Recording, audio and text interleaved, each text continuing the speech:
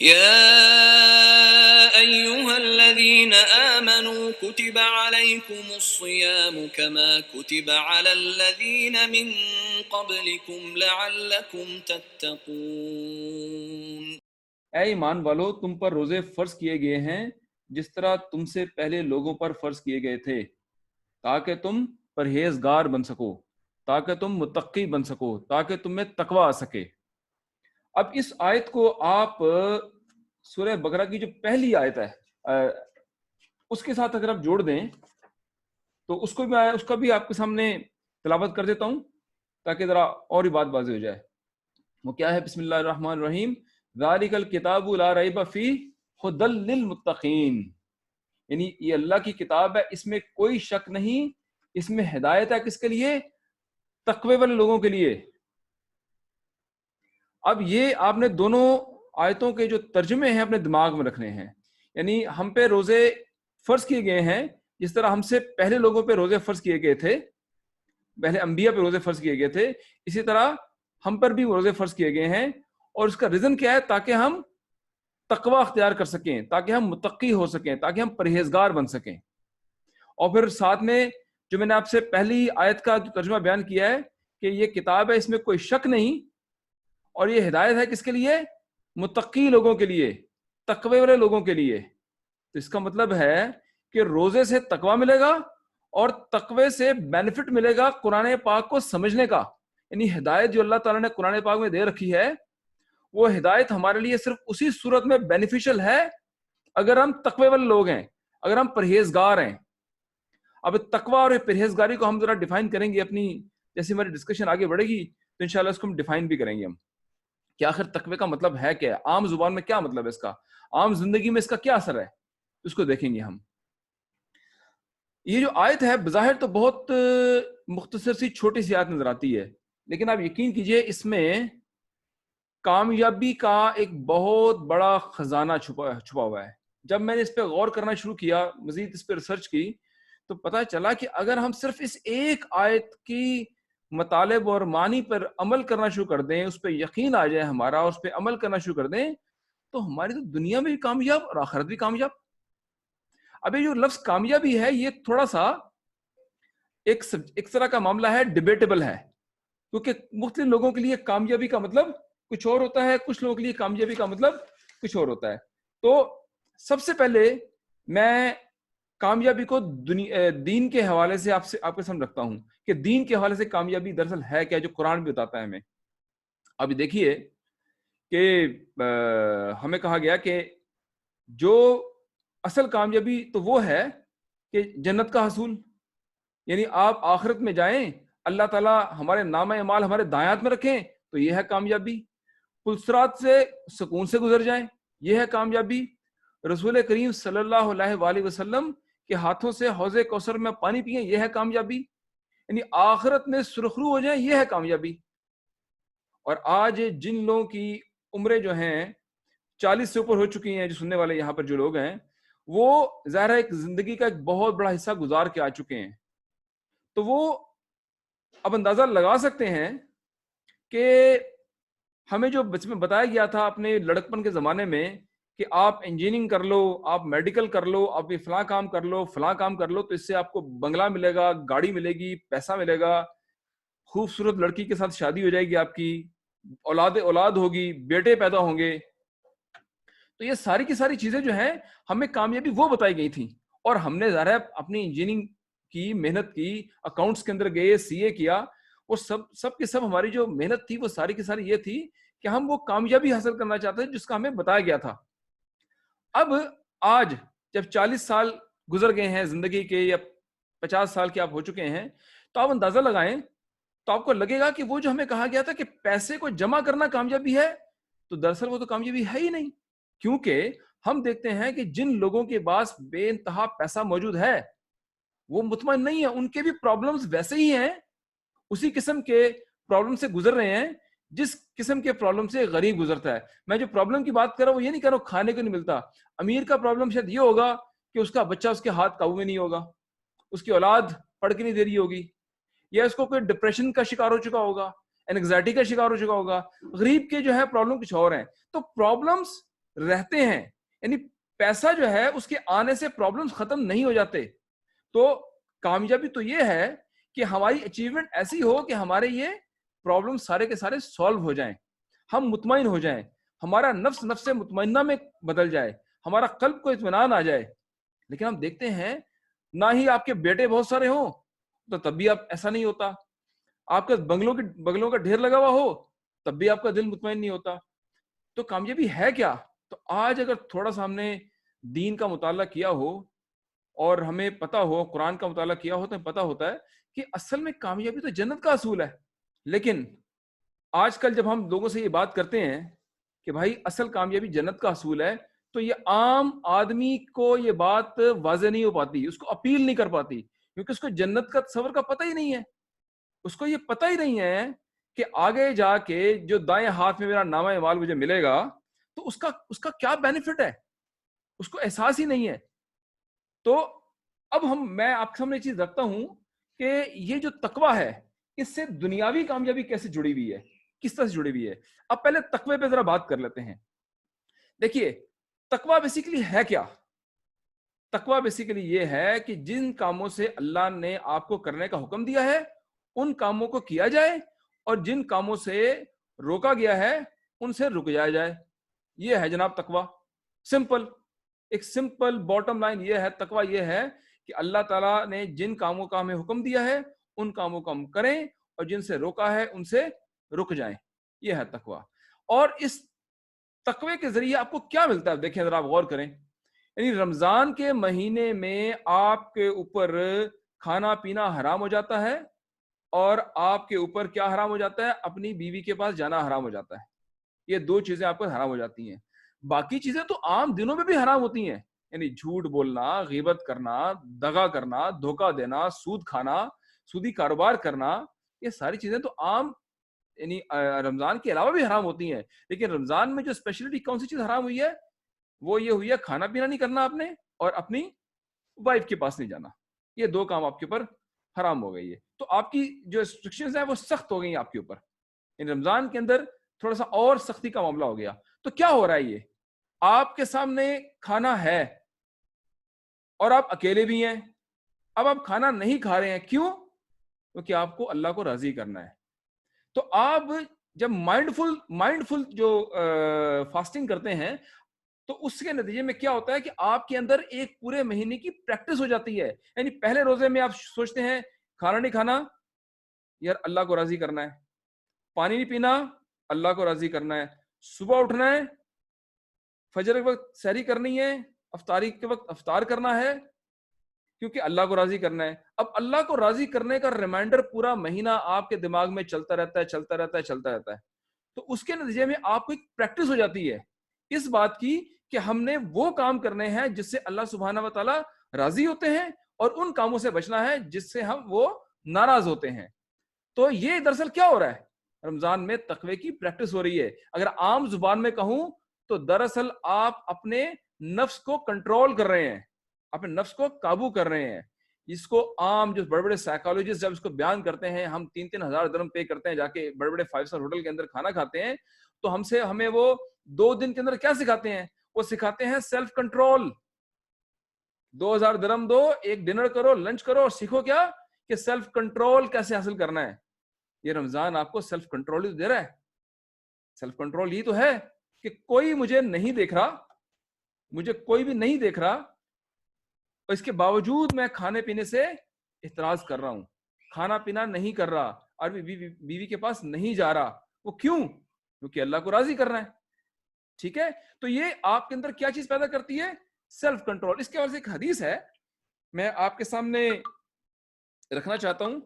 وہ حدیث یہ ہے, ابو ہریرہ رضی اللہ تعالیٰ عنہ سے وہ مروی ہے, رسول اللہ صلی اللہ علیہ وسلم نے فرمایا روزہ دوزخ سے بچنے کے لیے ایک ڈھال ہے, اس لیے نہ فحش باتیں کرو, نہ جہالت کی باتیں, اور اگر کوئی شخص اسے لڑے یا اسے گالی دے تو اس کا جواب یہ ہونا چاہیے میں روزہ دار ہوں, اور یہ 2 دفعہ کہنا ہے, اللہم انی صائم, میں روزہ دار ہوں, یہ 2 دفعہ کہنا ہے.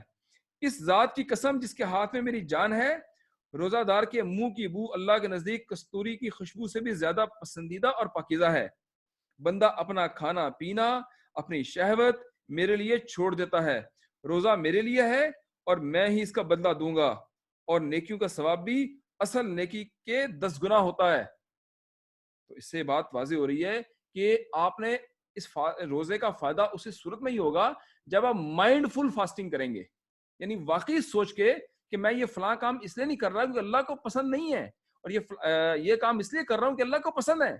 یہ پورا مہینہ آپ نے مائنڈ فل فاسٹنگ کرنی ہے. جب مائنڈ فل فاسٹنگ کریں گے تو آپ کے اندر سیلف کنٹرول آئے گا. اب میں آپ کو آگے جا کے سیلف کنٹرول کے بارے میں بھی کچھ مزید واضح کروں گا. جو آج کل کے بڑے بڑے سائیکالوجسٹ ہیں، موٹیویشن اسپیکر ہیں، وہ کیا کہتے ہیں. ایک حدیث اور آپ کے سامنے رکھتا ہوں میں. کچھ لوگ بچے ایسے ہیں جو کہ اردو کو سمجھ سکتے ہیں، تو انگلش میں بھی ایک حدیث ہے میں رکھتا ہوں آپ کے سامنے. وہ بھی ابو ہریرہ related that prophet peace be upon him said, if a person does not avoid false talk and false conduct during Siyam, then Allah does not care if he abstains from food and drink. یہ اللہ کو پھر کوئی پرواہ نہیں ہے چاہے وہ بھوکا رہے یا پیاسا رہے. اگر کوئی بندہ اللہ کے خوف سے فالس ٹاک نہیں کرتا اور اپنے برے کاموں سے اپنے آپ کو بچا کے نہیں رکھتا تو اللہ کو اس کے بھوکے پیسے رہنے کی ضرورت نہیں ہے. اب آپ دیکھیے کہ آپ کئی ایک لوگ ایسے ہیں جو پورے مہینے میں روزے رکھتے ہیں لیکن صرف بھوکے پیاسے رہتے ہیں. مووی دیکھ رہے ہیں، ویڈیو دیکھ رہے ہیں، گیم کھیل رہے ہیں، اخبارات پڑھ رہے ہیں، ڈرامے دیکھ رہے ہیں، یعنی اپنے آپ کو مختلف چیزوں میں ضائع کر رہے ہیں. تو ایسے لوگوں کے لیے تو بھوک پیاس کا جو فائدہ ایک ہو سکتا ہے، ایک میڈیکلی بینیفٹ ہی ہو سکتا ہے نا آپ کو. یہ چلو ٹھیک ہے، معدے کو ایک ریسٹ مل گیا، ایک مہینہ سکون سے گزر گیا اور اس کے بعد آپ کا معدہ پھر ٹھیک ہو گیا، یا کچھ بیماری ہیں تو وہ ٹھیک ہو گئی. اس کے علاوہ تو آپ کو جو روحانی فائدہ ہے وہ روزے کا تو ہو نہیں سکتا اگر آپ مائنڈ فل فاسٹنگ نہ کریں. ٹھیک ہے. تو اب ہم جیسے کہ آپ سے میں نے کہا، حدیث کے ذریعے بھی آپ کے سامنے واضح کیا کہ روزہ جو ہے آپ کے اندر تقویٰ پیدا کرتا ہے، اور تقویٰ جو ہوگا وہ آپ کو سیلف کنٹرول دے گا. اور آج کل بڑے سے بڑے جتنے بھی سائیکالوجسٹ ہیں وہ سب کے سب کہتے ہیں بھائی سیلف کنٹرول ہے تو کامیابی حاصل ہو سکتی ہے. اب آپ کو میں باری باری بتاتا ہوں کہ سیلف کنٹرول کا مطلب کیا ہے. دیکھیے، آپ نے کوئی میٹنگ اٹینڈ کرنی ہے، آپ کو اگر سیلف کنٹرول نہیں ہے اور آپ سو رہے ہیں، اس وقت صبح کا وقت ہے، 7 بجے پہنچنا ہے، میٹنگ میں جانا ہے، کہیں کوئی امپورٹنٹ ہے، تو آپ ہو سکتا ہے اپنی نیند کے غلبے میں اٹھ ہی نہ پائیں اور آپ کی میٹنگ مس ہو جائے.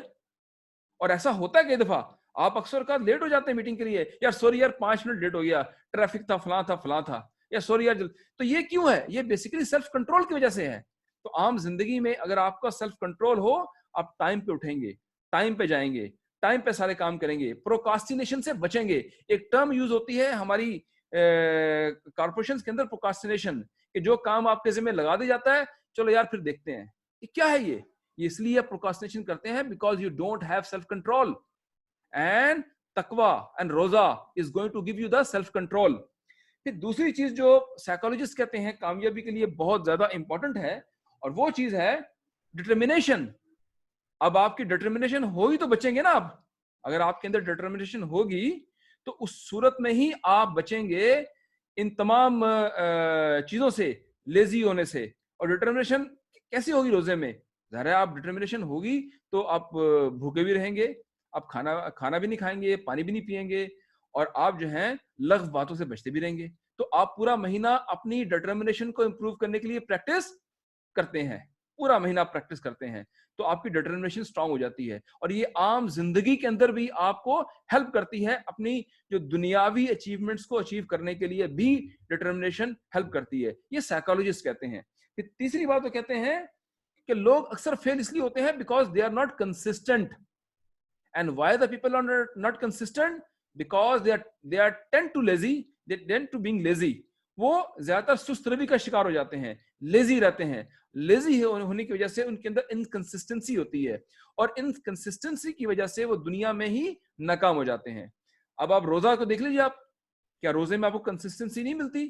آپ نے 5 نمازیں پڑھنی ہیں، وہ بھی وقت کے اوپر، سحری میں اٹھنا ہے، افطاری کرنی ہے، اور قرآن پڑھنا ہے، اور کوئی بھی غلط کام نہیں کرنا، بھوک سے بچنا ہے، پیاس سے بچنا ہے، یعنی کھانا نہیں کھانا، پانی نہیں پینا.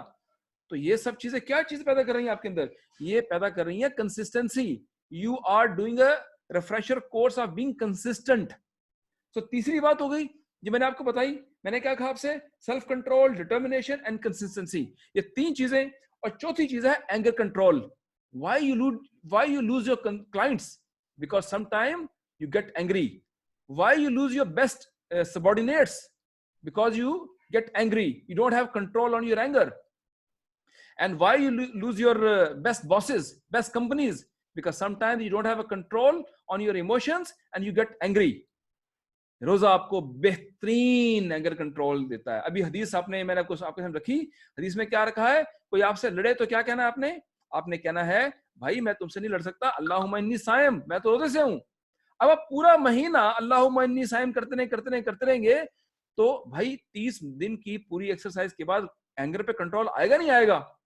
اور اینگر پہ کنٹرول آئے گا تو آپ نے اپنے اندر ایک چوتھی اسکل پیدا کر لی دنیا ہی میں کامیاب ہونے کے لیے, اپنے بزنس کو کامیاب بنانے کے لیے.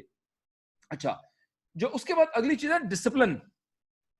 سائیکالوجسٹ کہتے ہیں جو بندہ ڈسپلن نہیں ہے وہ کامیاب نہیں ہو سکتا. تو کیا روزہ آپ کو ڈسپلن بناتا؟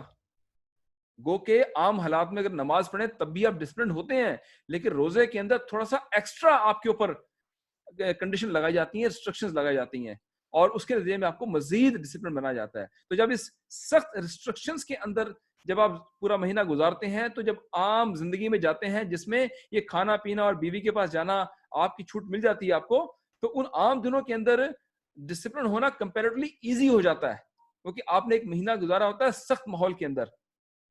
آپ کو پتا ہے کہ اسلام سے پہلے گھوڑوں کو روزے رکھائے جاتے تھے, جنگ سے پہلے انہیں تیار کیا جاتا تھا تاکہ وہ جنگ کے اندر زیادہ بہتر طور پہ لڑ سکیں, زیادہ بہتر طور پہ کام آ سکیں.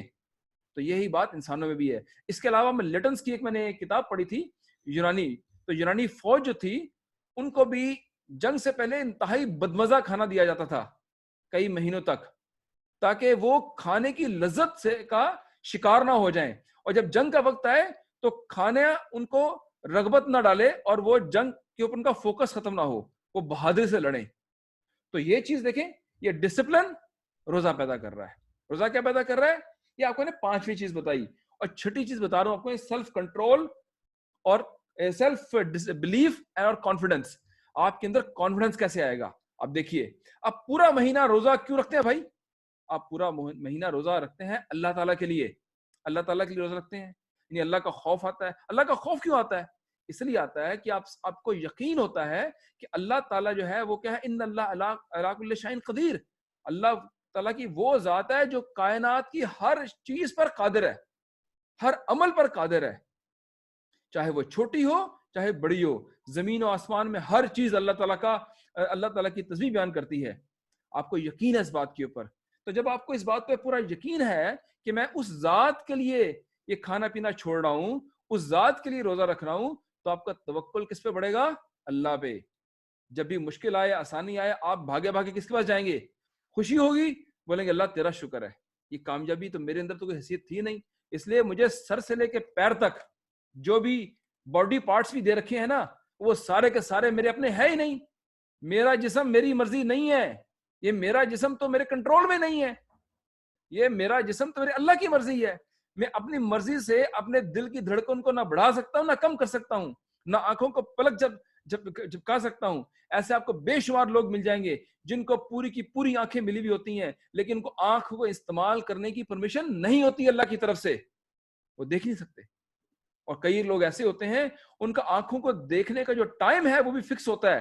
اب دیکھیں 40 سال کی عمر تک آپ کی آنکھیں 6/6 ہوتی ہیں, اس کے بعد جو قریب کی نظر کمزور ہو جاتی ہے. اگر آپ کا جسم آپ کی مرضی ہو بھائی, تو پھر آپ اس آنکھ کو کمزور ہونے سے بچا لیں نا, آپ نہیں بچا پاتے.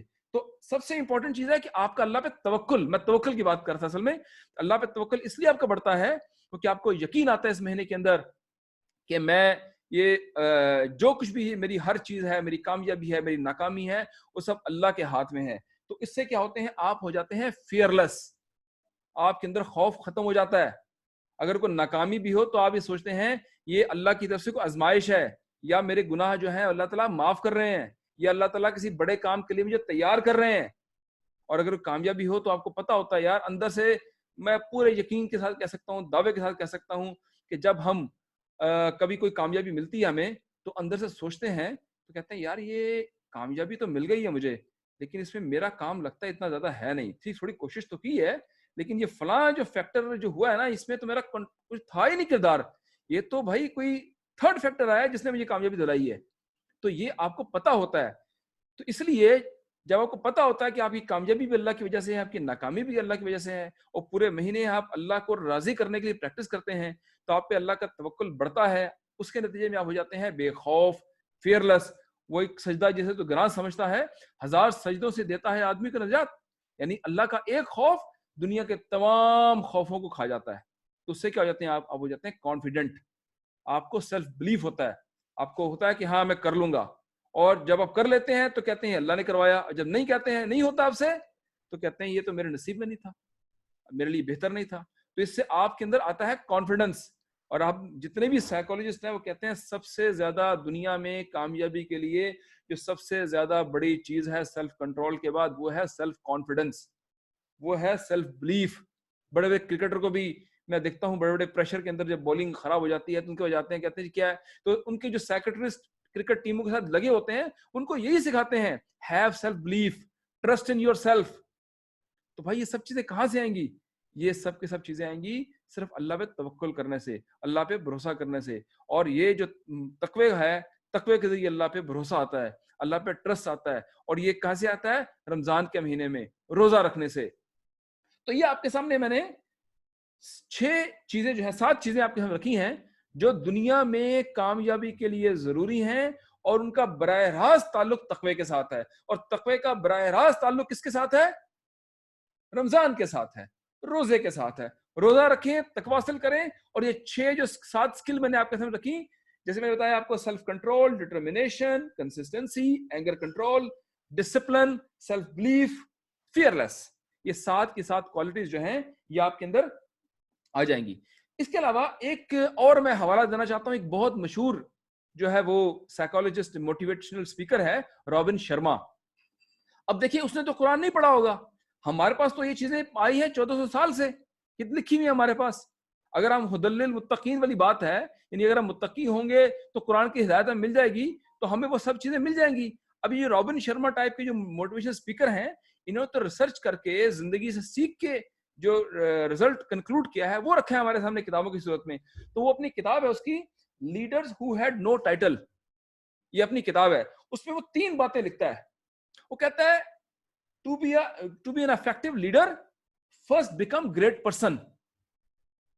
اب گریٹ پرسن کی ڈیفینیشن ہر مذہب میں, ہر معاشرے میں, جو ایتھیسٹ ہیں ان میں بھی ایک ہی ہے, وہ یہ ہے جھوٹ نہیں بولو, پڑوسی کو تنگ نہ کرو, کسی کو پریشان نہ کرو, روڈ پہ زیادہ کراس کی ڈرائیونگ نہ کرو, کسی کو زیادہ وہ جو ہے ہارن نہ مارو, اپنے لوگوں کا خیال کرو, اپنے جو رشتہ دار ہیں اپنے بالوالدین احسانہ, والدین پہ احسان کرو, آپ کے جو رشتہ دار ہیں مسکین ہیں ان کی مدد کرو, مسافروں کی مدد کرو.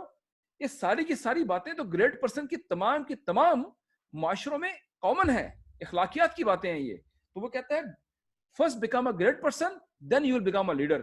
تو کیا ہمیں قرآن نہیں بتاتا کہ گریٹ پرسن کیسے بننا ہے؟ کیا رمضان کا جو مہینہ ہے اس میں ہم نہیں سیکھتے گریٹ پرسن کیسے بننا ہے؟ ایک بات. دوسری بات کہتا ہے ٹربولنٹ ٹائمز میں بلڈ گریٹ لیڈرز, یعنی جو مشکل وقت ہوتے ہیں یہی بڑے لیڈر بناتے ہیں.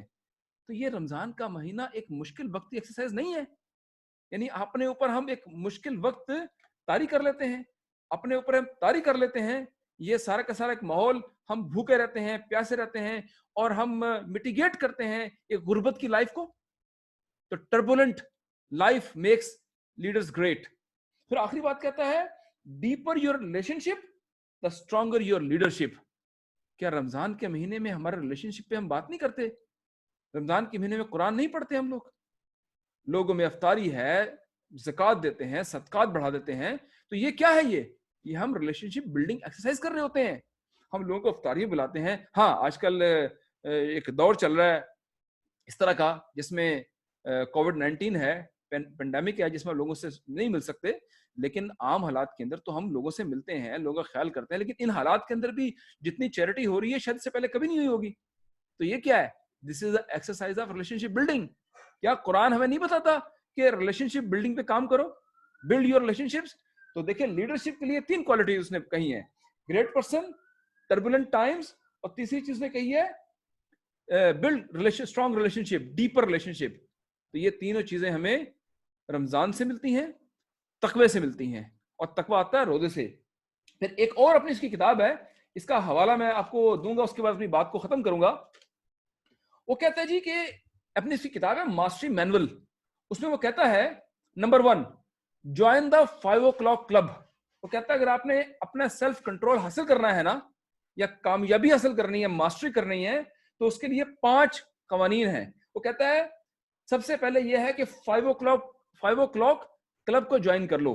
وہ 5 o'clock کلب کیا ہے؟ وہ یہ ہے کہ صبح 5 بجے اٹھو اور رات کو جلدی سو جاؤ. رمضان میں کیا کرتے ہیں ہم تو 5 بجے سے پہلے اٹھتے ہیں اور رات کو جلدی سوتے ہیں. تو یہ ایکسرسائز ہمیں کہاں سے ملتی ہے؟ یہ قرآن میں موجود ہے, رمضان میں موجود ہے یہ. دوسری وہ کہتا ہے 15 minutes planning, strategizing, creating template for your day. یعنی پورے دن کا ایک ٹیمپلیٹ تیار کریں اپنے لیے, جسے آپ پلان کریں, اسٹریٹجی بنائیں اور دن گزاریں. کیا رمضان میں آپ کو پراپر پلاننگ کرنے کی ایکسرسائز ہوتی ہے؟ کیونکہ آپ کو نمازیں بھی ٹائم پہ پڑھنی ہوتی ہیں, روزہ ہے, افطاری ہے, ہر چیز وقت پہ کرنی ہے. So you have to make a plan, and you make a plan. So you do that exercise in Ramadan also. 2, 3 وہ کہتے ہیں read wisdom literature. جو حکمت کی باتیں ہیں وہ پڑھو. کتنے منٹ کے لیے؟ وہ کہتا ہے 30 منٹ کے لیے, 20 سے 30 منٹ کے لیے روزانہ آپ حکمت کی باتیں پڑھو. read wisdom literature. تو کتاب حکمت قرآن سے بڑھ کے کون سی کتاب حکمت ہے؟ کوئی ہے؟ اس پہ تو اب بڑے بڑے لوگ جو نان مسلم وہ بھی اس پہ اتفاق کرتے ہیں کہ جو قرآن ہے یہ واقعی کتاب حکمت ہے, قرآن الحکیم, اس لیے قرآن حکیم کہا گیا ہے, وزڈم کی کتاب. چوتھی بات وہ کہتا ہے 30 منٹ ایکسرسائز ایوری ڈے. اگر آپ دیکھیں تو نمازوں کی صورت میں 30 منٹ ایکسرسائز ہماری ہو جاتی ہے. ذرا کاؤنٹ کرنا, 6 منٹ بھی لگائیں, اگر آپ 5 منٹ لگائیں تو 5 نمازوں میں 30 منٹ کی ایکسرسائز ہو جاتی ہے. لیکن مائنڈ فل ایکسرسائز بھی اسلام کے اندر ریس لگائی جاتی تھی, گھوڑوں پہ تیر اندازی ہوتی تھی, ایکسرسائز کے مختلف طریقے تھے. تو 30 منٹ کی ایکسرسائز میں کیا ہے, یہ تو ہمارے دین میں بھی شامل ہے کہ اپنی آپ کے جسم کا بھی تمہارے اوپر حق ہے, ہمارے اوپر حق ہمارے جسم کا بھی ہے.